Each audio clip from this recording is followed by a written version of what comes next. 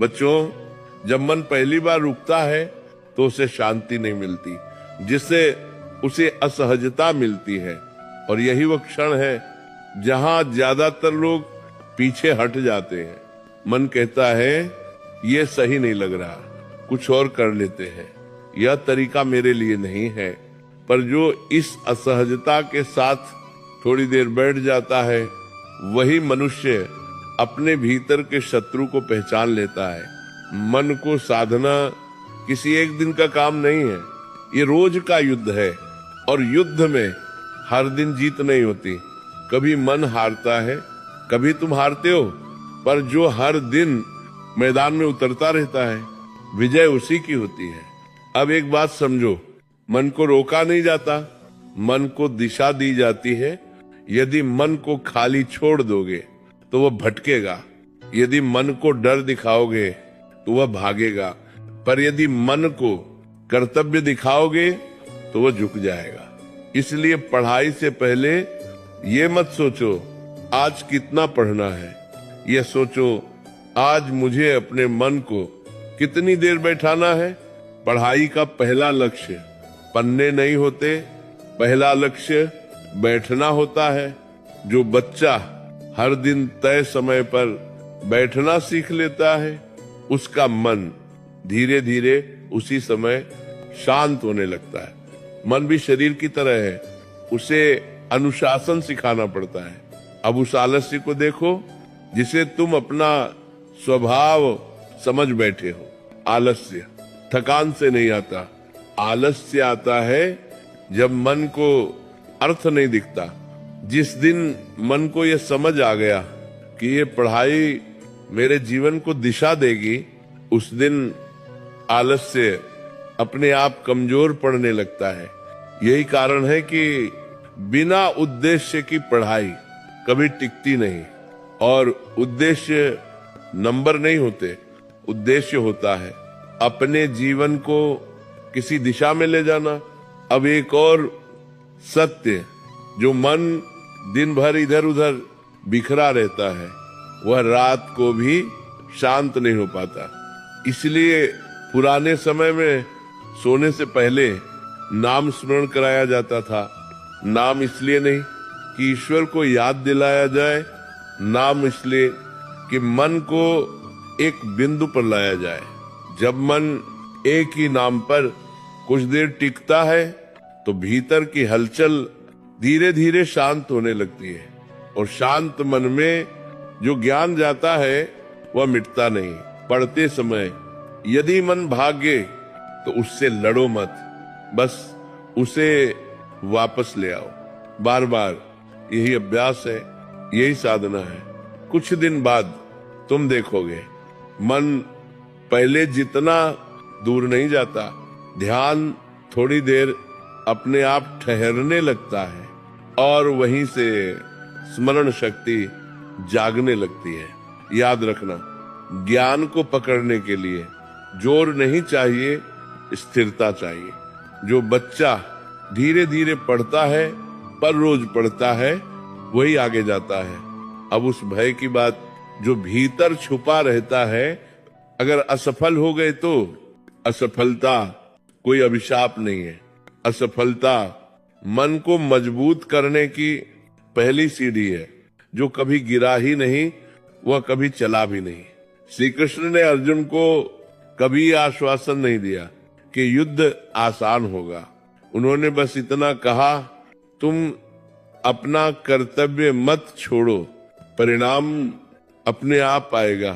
पढ़ाई भी वैसी ही है, हर दिन एक ही जैसा नहीं होगा, कभी मन लगेगा, कभी नहीं लगेगा। पर जो इन दोनों स्थितियों में बैठा रहता है, वही भीतर से मजबूत बनता है। धीरे धीरे एक दिन ऐसा आता है जब किताब खोलते ही मन भागता नहीं, मन जान जाता है ये मेरा स्थान है। और उसी दिन पढ़ाई बोझ नहीं रहती, वह साधना बन जाती है। बच्चों, यह परिवर्तन शोर मचाकर नहीं आता, यह भीतर चुपचाप जन्म लेता है। कोई ताली नहीं बजती, कोई घोषणा नहीं होती, बस एक दिन तुम खुद महसूस करते हो आज मैं पहले जैसा नहीं हूं। यही असली विजय है और यही वह मार्ग है जिस पर चलकर मनुष्य अपने जीवन का युद्ध जीतता है। ये यात्रा यही समाप्त नहीं होती, पर आज के लिए इतना जान लेना पर्याप्त है।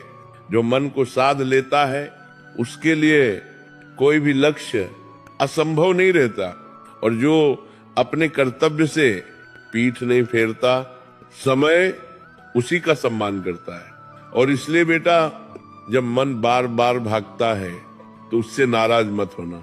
मन भागता है क्योंकि उसे अब तक भागना ही सिखाया गया है। जिस बच्चे ने सालों तक हर बेचैनी से भागकर मोबाइल उठाया हो, वह बच्चा एक दिन में स्थिर कैसे हो जाएगा? स्थिरता एक दिन में नहीं आती। स्थिरता हर दिन के थोड़े थोड़े अभ्यास से आती है।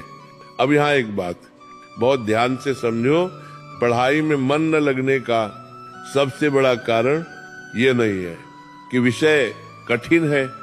सबसे बड़ा कारण यह है कि मन अधीर हो गया है। अधीर मन फल तुरंत चाहता है और पढ़ाई धीरे फल देती है। यही टकराव मन को थका देता है। तुम पढ़ने बैठते हो और मन पूछता है कितनी देर में खत्म होगा, इससे क्या मिलेगा, अभी क्यों करूं? और जब मन को इन प्रश्नों का तुरंत उत्तर नहीं मिलता तो वह कहीं और भाग जाता है। यहीं से असली साधना शुरू होती है।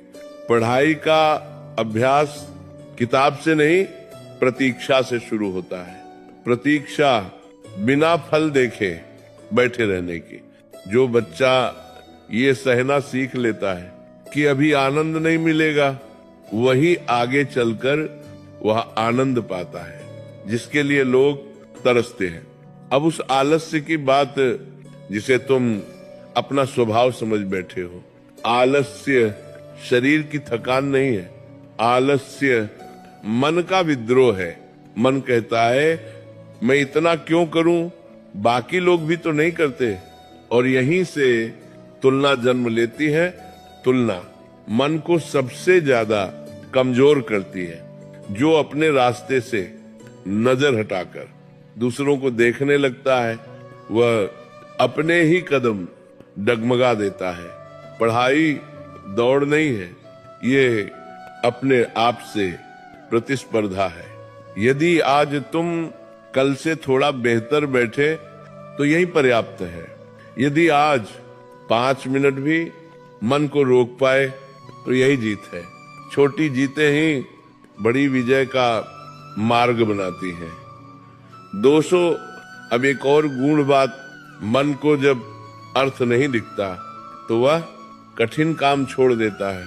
इसलिए पढ़ते समय यह प्रश्न भीतर जीवित रखना, मैं ये क्यों सीख रहा हूं? जब उद्देश्य जीवित रहता है तो मन अपने आप सहयोग करने लगता है।